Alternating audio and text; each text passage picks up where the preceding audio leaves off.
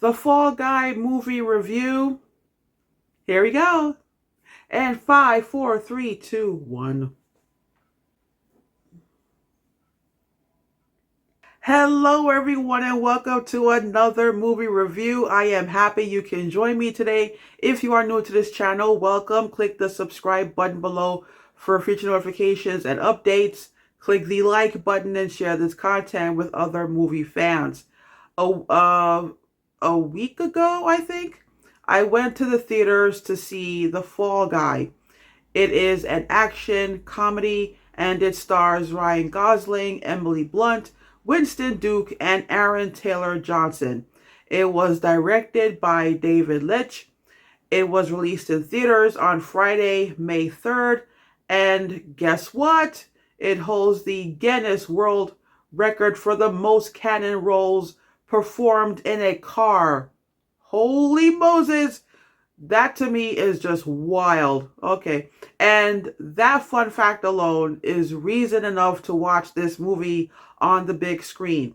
And before I forget, the running time is 2 hours, 5 minutes. Ryan Gosling plays Colt Seavers, an action stuntman in Hollywood, and the main stuntman for Tom Ryder, a famous actor played by Aaron Taylor Johnson. And at the beginning of the movie, Colt falls for one of the camera operators, Jody Moreno, played by Emily Blunt.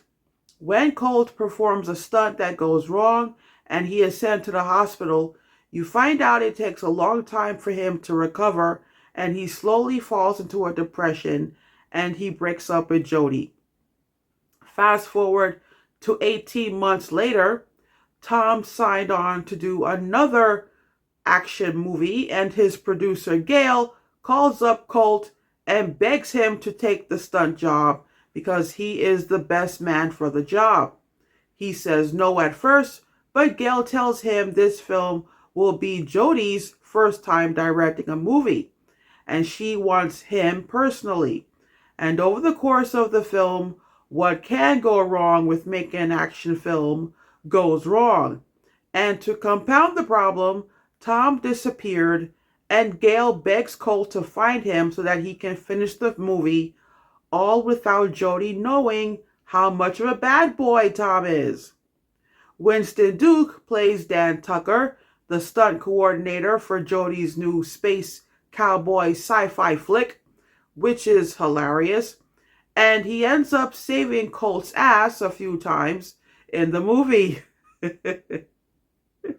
I am going to give this film 4 out of 5 stars. What breaks my heart is not a lot of people came out to support this film on opening weekend. So the movie did not do as well as marketers thought it was going to do. And I am not sure why. The good news is it was #1 at the box office on opening weekend. And Star Wars Episode 1 came in at #2. So it is too soon to tell if the film is going to be a box office flop. So we're now in week 2, week 3 of after the opening weekend. But I highly recommend you see this film before it leaves theaters. The action scenes are fun to watch. It is laugh out loud funny. And the soundtrack is pitch perfect. I was sitting in the theater shaking my ass because the soundtrack is so good. This is the perfect popcorn summer flick. This movie sets the summer season off right. So I say, oh, hell yeah. There is a scene where you find out that Stephanie Sue plays Alma, Tom's personal assistant. And when Colt is in the middle of looking for Tom, he finds Alma with Tom's dog, Jean-Claude. Colt knows Jean-Claude because they have worked together in Tom's movies in the past, and the dog only understands commands in French. So there is a chase scene where Jean-Claude helps Colt, and that chase sequence is both fun and funny, and it all works. There is another scene where Jody is shooting a scene, and she has to put Colt on fire and then slam him into a big-ass rock. And he has to shoot the scene over and over again. And Dan has to put the fire out over and over again.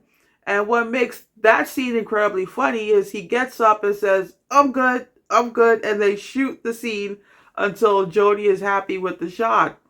So you watch this movie and you appreciate stunt people for doing what they do for the sake of our entertainment. There is another funny scene. Someone asks Colt what he does for a living, and he tells them, and then they ask him if stunt doubles win Oscars. And Colt looks at him like he doesn't want to have this conversation, and he says no. And that scene also works because there was talk after the Oscar season was over that the Academy should consider giving out awards for stunts. So the scene to me is kind of like a wink wink from the director because he used to be a stuntman. Another thing I really like about this film is I don't remember ever watching a movie in which the main character we are following is a stuntman. Usually when the industry makes movies about the industry, we get biopics about actors. Mank was a film about a screenwriter, in that case Herman Mankiewicz, and how he wrote Citizen Kane. The Fabelmans is a semi-autobiographical movie about Spielberg before he became a household name. But The Fall Guy is a different film from what we usually get.